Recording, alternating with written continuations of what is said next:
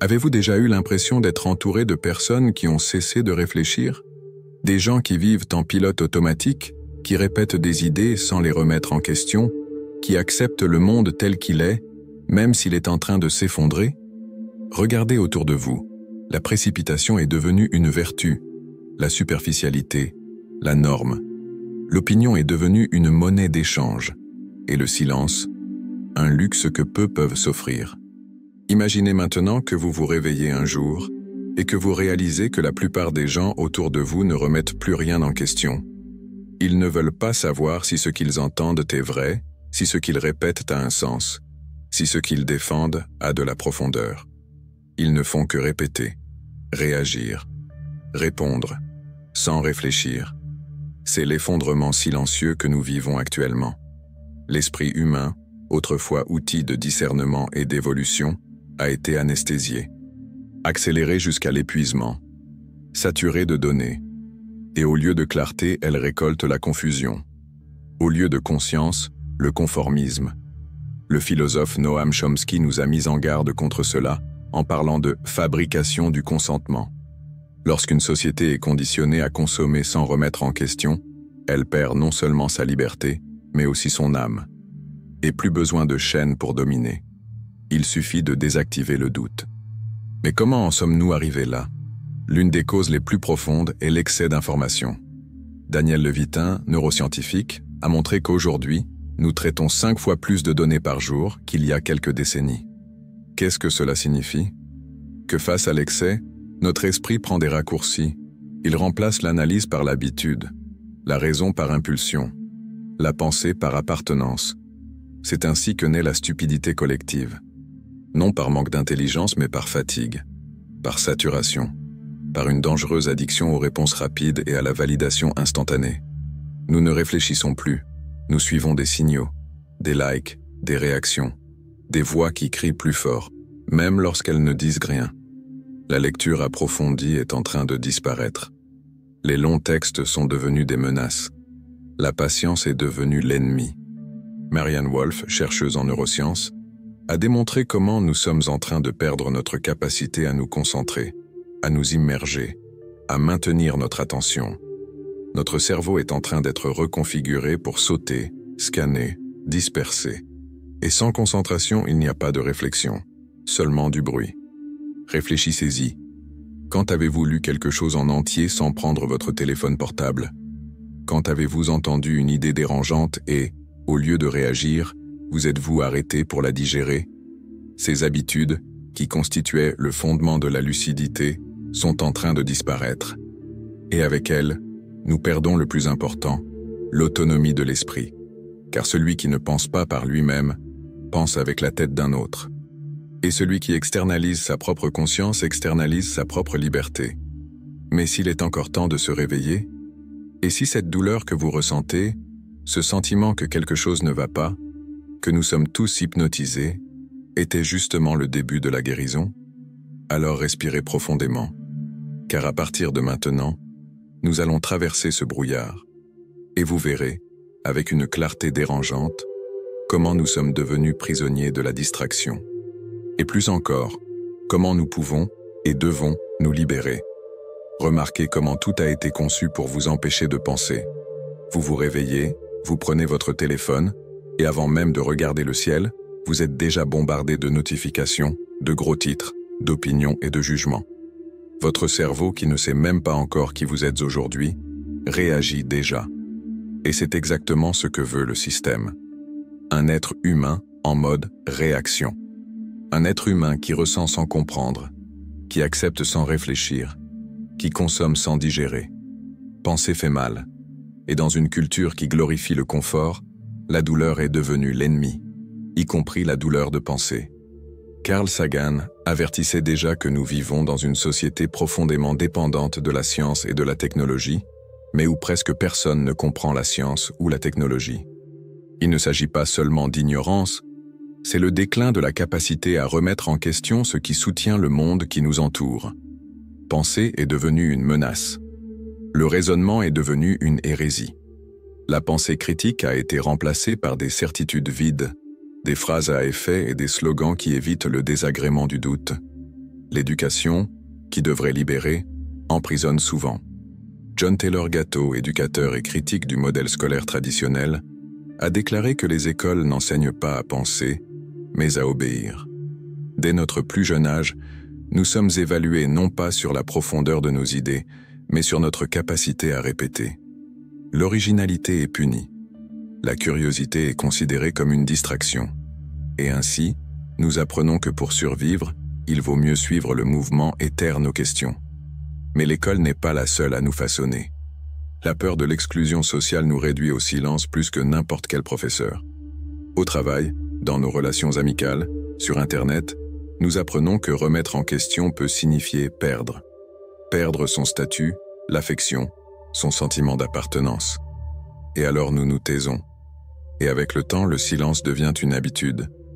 Et l'habitude devient une anesthésie. Erich Fromm a dit que beaucoup de gens souhaitent secrètement fuir la liberté. Parce que penser par soi-même exige d'assumer des responsabilités. Et pour beaucoup, la responsabilité est insupportable. Quand on réfléchit profondément, on ne peut plus blâmer les autres pour son ignorance. On ne peut plus se cacher derrière la foule. On est nu face à la vérité. C'est pourquoi tant de gens choisissent la distraction.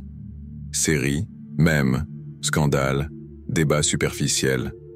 Tout ce qui les éloigne de la seule chose qui pourrait les libérer, la confrontation avec leurs propres pensées. Les réseaux sociaux ont intensifié ce processus. Ce qui était né pour connecter sépare aujourd'hui. L'algorithme ne veut pas que vous pensiez, il veut que vous réagissiez. Et plus vite, mieux c'est. Il veut votre colère, votre indignation, votre like. La vérité, elle n'a aucune valeur commerciale. Ce qui devient viral, ce n'est pas la lucidité, c'est le cri. Marshall McLuhan le disait déjà, le médium est le message. La façon dont nous recevons l'information façonne notre façon de penser. Et aujourd'hui, tout est conçu pour la superficialité. Défilement infini, réponse toute faite, pas de pause, pas de réflexion. Dans ce monde où tout crie, celui qui se tait pour réfléchir devient une aberration. Mais c'est dans ce silence que renaît l'humain, parce que réfléchir au fond est un acte de courage, le courage d'affronter l'inconfort, le courage de perdre ses certitudes, le courage de dire « je ne sais pas, mais je veux savoir ». Et c'est ce courage que nous allons explorer maintenant, parce que la plus grande erreur que vous puissiez commettre est de continuer à vivre en pilote automatique. La plupart des gens croient qu'ils pensent, alors qu'en réalité, ils ne font que répéter. Ils répètent des opinions héritées, des certitudes qui n'ont jamais été remises en question, des mantras qui renforcent l'identité du groupe. Et cela n'arrive pas parce que nous sommes faibles, c'est parce que nous avons été conditionnés. Daniel Kahneman, prix Nobel d'économie, a démontré que le cerveau fonctionne selon deux systèmes. L'un rapide, émotionnel, automatique, l'autre lent, analytique et exigeant. Et devinez lequel nous utilisons la plupart du temps? Le rapide. Celui qui juge avant de comprendre. Celui qui réagit avant de réfléchir. Ce système est parfait pour économiser de l'énergie. Mais c'est aussi le chemin le plus court vers l'aveuglement. Parce que réfléchir lentement, en profondeur, fait mal. Cela demande des efforts. Cela exige que nous affrontions nos contradictions internes. Et ce que le monde moderne veut éviter à tout prix, c'est la douleur de la conscience. Les politiciens, les entreprises et les plateformes numériques le savent bien. Ils ne s'adressent pas à votre raison mais à vos instincts. Ils utilisent des mots qui enflamment, des images qui choquent, des slogans qui simplifient. Ils savent qu'une fois que vous croyez en quelque chose, votre esprit défendra cette croyance bec et ongle, même si c'est un mensonge. C'est ce qu'on appelle le biais de confirmation. Vous recherchez, sélectionnez et croyez uniquement ce qui renforce votre vision actuelle du monde. Combien de fois avez-vous réellement lu quelque chose qui remet en question vos croyances? Combien de fois avez-vous écouté un argument contraire avec le désir sincère de le comprendre, et pas seulement de le réfuter? Soyez honnête. La plupart des gens ne veulent pas la vérité. Ils veulent du réconfort. Et la vérité, la plupart du temps, dérange. Un autre phénomène destructeur est la pensée de groupe. Irving Janis a démontré comment même des esprits brillants peuvent prendre des décisions désastreuses lorsqu'il se trouve dans une bulle où il est dangereux d'être en désaccord. Pour maintenir l'harmonie, les gens se taisent. Et quand tout le monde se tait, l'erreur devient consensus. Mais tous les progrès de l'histoire ont été l'œuvre de ceux qui ont osé penser différemment. Galilée, Darwin, Nietzsche, Luther King, tous ont été ridiculisés, persécutés, rejetés. Mais ils ont pensé, même face à l'hostilité, même sans garantie d'acceptation, parce qu'ils savaient que la vérité n'a pas besoin d'approbation, seulement de courage. Et c'est ce dont vous avez besoin maintenant. Parce qu'aujourd'hui, penser de manière critique est un acte de rébellion. C'est placer son intégrité au-dessus de sa commodité. C'est être prêt à payer le prix de la lucidité dans une culture qui récompense l'aveuglement. Vous pouvez être mal compris. Vous pouvez être isolé. Vous pouvez être attaqué. Mais vous pouvez aussi faire l'expérience de quelque chose de rare. La dignité d'être libre. Et la liberté, ce n'est pas faire ce que l'on veut. C'est savoir pourquoi on fait ce que l'on fait. Penser est le début de cette liberté. Le seul antidote contre le chaos fabriqué. Et peut-être qu'après tout cela, vous commencerez à comprendre pourquoi on tient tant à vous empêcher de penser. Pourquoi tant de gens se sentent-ils perdus, anxieux et vides, alors qu'ils vivent à l'ère où l'accès à l'information n'a jamais été aussi facile? La réponse ne réside pas dans ce que nous avons gagné, mais dans ce que nous avons abandonné. Nous avons perdu l'habitude de l'introspection. Nous avons perdu la capacité de nourrir un doute sans vouloir l'effacer. Nous avons perdu le silence intérieur, cet espace où la pensée germe avant de devenir certitude. Notre dialogue intérieur a été remplacé par des notifications, notre curiosité par la distraction, notre sagesse par la vitesse. Et avec cela, nous nous sommes perdus nous-mêmes. Vous avez externalisé votre pensée. Vous avez livré votre attention à des algorithmes. Vous avez laissé votre esprit être guidé par des likes, des tendances et des récits tout faits. Mais aucun fil d'actualité ne sait qui vous êtes. Aucun titre ne révèle ce qui est vrai pour vous. Aucune majorité ne remplace votre conscience éveillée. C'est pourquoi la première étape consiste à développer la conscience. La métacognition. Observez ce que vous pensez pendant que vous pensez. Demandez-vous sincèrement, cette pensée est-elle la mienne ou est-elle héritée? Est-ce que je cherche à comprendre ou est-ce que je réagis simplement? Suis-je prêt à avoir tort si cela me rapproche de la vérité? Ce type de questionnement n'affaiblit pas, il renforce. Parce que penser de manière critique, ce n'est pas attaquer, c'est enquêter. Il ne s'agit pas de résister par impulsion, mais d'explorer avec courage. Et l'un des exercices les plus puissants pour cette recherche est la pensée dialectique. La capacité de maintenir deux idées opposées dans son esprit et de les analyser sans avoir à les détruire. Cela exige une maturité émotionnelle.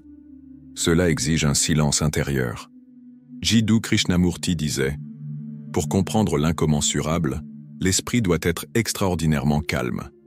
Dans ce silence naît la sagesse, non pas celle des diplômes, mais celle de la lucidité brute. Mais soyons francs, penser ainsi n'est pas populaire. Cela ne suscite pas d'applaudissements instantanés. Cela ne devient pas viral, parce que la pensée véritable avance lentement. Et dans ce monde, la lenteur est devenue synonyme de faiblesse. Mais c'est précisément dans ce rythme ralenti que la profondeur se révèle. Penser de manière critique, ce n'est pas réciter des phrases philosophiques. C'est s'ouvrir au malaise. C'est lire de longs textes. C'est confronter des idées contraires. C'est accepter que le doute est souvent plus digne que la certitude. Et cela exige de l'humilité. L'humilité de dire « Je ne sais pas, mais je suis prêt à apprendre ». Cette humilité est rare, parce que nous vivons à une époque où l'arrogance se déguise en opinion, où tout le monde parle mais presque personne n'écoute, où tout le monde réagit, mais peu réfléchissent. La vitesse a tué la patience, le bruit a tué l'écoute. Le véritable penseur ne crie pas, il observe, il plonge, il résiste à l'envie de gagner les débats et préfère comprendre, parce qu'il sait que la compréhension n'est pas une guerre, mais un voyage. Et c'est ce que notre société a oublié, que l'esprit humain n'est pas fait pour répéter, mais pour découvrir, que la plus grande révolution ne commence pas dans la rue, mais dans le silence entre une question et une réponse. et que la lucidité, bien que solitaire, est le seul chemin pour rentrer chez soi. C'est pourquoi, avant de chercher à transformer le monde, nous devons transformer notre façon de penser. Car aucun système n'est plus fort que l'esprit qui le remet en question. Et aucune obscurité n'est plus dangereuse que celle où personne n'ose plus douter. La révolution commence par une question. Et cette question commence maintenant. Savez-vous vraiment pourquoi vous croyez ce que vous croyez? Ou répétez-vous simplement ce qu'on vous a dit être vrai? C'est la question que personne ne veut se poser, parce qu'elle démantèle tout. Elle déstabilise le confort de l'identité, de l'idéologie, de l'appartenance. Penser de manière critique exige plus que de la raison, cela exige du courage spirituel. Oui, spirituel. Parce que vous devrez renoncer aux applaudissements faciles, à la certitude réconfortante, à la chaleur de la tribu qui dit « Nous avons raison, ils ont tort ». La vérité, c'est que la plupart des gens ne veulent pas connaître la vérité. Ils veulent préserver l'image qu'ils ont d'eux-mêmes. C'est pourquoi la raison disparaît. Et la critique est considérée comme une offense personnelle. Lorsque vous remettez en question une idée, les gens ont l'impression que vous attaquez leur âme. Ce n'est pas de la sensibilité. C'est un attachement pathologique à leur propre récit. Mais voici ce que personne ne vous a dit. Vous n'êtes pas vos idées. Vous n'êtes pas votre parti. Vous n'êtes pas votre religion. Vous n'êtes pas votre bulle sociale. Vous êtes quelque chose de beaucoup plus profond. Et c'est précisément ce quelque chose qui n'apparaît que lorsque vous avez le courage de penser en dehors de ce qu'on vous a dit qu'il était permis de penser. Aujourd'hui, penser est un acte spirituel, car cela exige de traverser l'enfer de l'ego. Cela exige d'affronter sa propre ignorance, sa propre incohérence, sa propre peur du changement. C'est pourquoi tant de gens préfèrent rire d'eux-mêmes, suivre des leaders charismatiques, répéter des phrases toutes faites. Il est plus facile de paraître intelligent que d'être honnête. Il est plus facile de gagner des débats que de soutenir un doute en silence. Et ce silence est nécessaire, car sans lui, il n'y a pas de pensée, seulement du bruit. La véritable lucidité naît de la pause, de l'espace entre l'impulsion et la réponse. Et là, sans public, sans like, sans certitude, naît la liberté. Carl Jung disait « Les gens feront tout, aussi absurde que cela puisse être, pour éviter d'affronter leur propre âme. » Et il avait raison. L'inconscient gouverne pendant que le conscient dort. Et vous, distrait, vous ne devenez qu'un reflet de votre environnement, un répétiteur d'idées étrangères. Mais quand vous vous arrêtez, quand vous vous demandez sincèrement « Pourquoi est-ce que je crois cela ?», quelque chose se brise. Cette rupture fait mal, mais elle libère aussi. Vous commencez à voir le système derrière le système. Les couches de manipulation, les discours déguisés en empathie, les données qui cachent des intentions, les phrases qui conditionnent. Et vous ne réagissez plus comme avant. Vous ne vous offusquez plus comme avant. Vous ne défendez plus comme avant. Parce que maintenant, vous voyez. Et celui qui voit ne peut plus faire semblant d'être aveugle. Il ne peut plus obéir par inertie. Il ne peut plus penser par paresse. Vous commencez à construire votre vérité. Pas une vérité toute faite, imposée, absolue, mais une vérité durement acquise.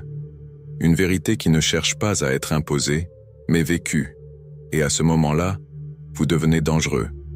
Parce que vous cessez d'être prévisible. Parce que vous commencez à réfléchir en profondeur. Et dans un monde de superficialité, la profondeur est une menace. Alors, n'attendez pas d'applaudissements. Attendez le silence. Attendez le malaise. Et continuez quand même. Parce que, contrairement à ce qu'on vous a dit, penser ne vous éloigne pas des gens. Cela vous rapproche de ceux qui ont également choisi de s'éveiller.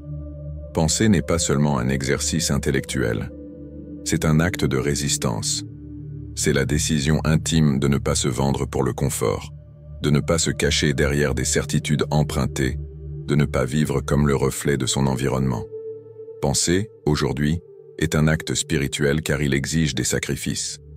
Le sacrifice de l'approbation, de l'identité de groupe, de l'illusion de sécurité. Car lorsque vous commencez à vraiment penser, le monde autour de vous commence à s'effondrer. Les structures que vous croyiez solides se révèlent fragiles.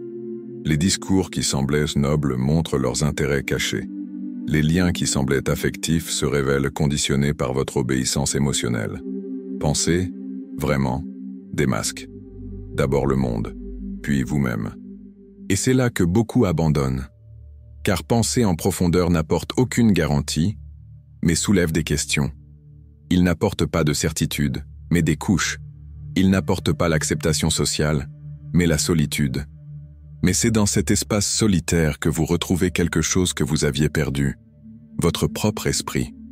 Le philosophe Carl Jung parlait de l'intégration de l'ombre, de l'acte de regarder à l'intérieur de soi avec une honnêteté radicale et d'affronter tout ce qui a été réprimé, nié, déformé. Car c'est ce que fait la pensée. Elle met en lumière ce qui était caché. Mais contrairement à ce que l'on pourrait croire, la lumière n'apporte pas un réconfort immédiat. Elle brûle. Elle expose, elle libère, mais elle blesse aussi. C'est pourquoi penser est devenu quelque chose de rare. Parce que cela exige que vous abandonniez votre masque. Et personne ne veut abandonner son masque dans un monde où tout le monde vit d'apparence. Mais vous n'êtes pas tout le monde. Vous êtes arrivé jusqu'ici parce que quelque chose en vous refuse de vivre endormi. Quelque chose en vous veut encore comprendre, approfondir, s'éveiller. Et peut-être l'avez-vous déjà remarqué. Le monde ne s'intéresse pas à ce que vous pensez.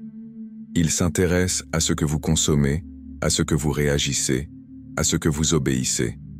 Mais une rébellion silencieuse est en marche. Une révolution sans drapeau, sans bruit, menée par ceux qui, en silence, ont recommencé à écouter leurs propres pensées.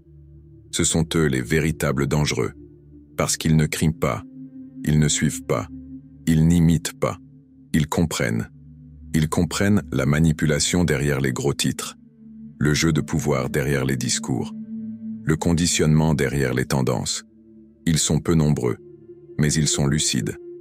Et la lucidité dans un monde de masques est révolutionnaire.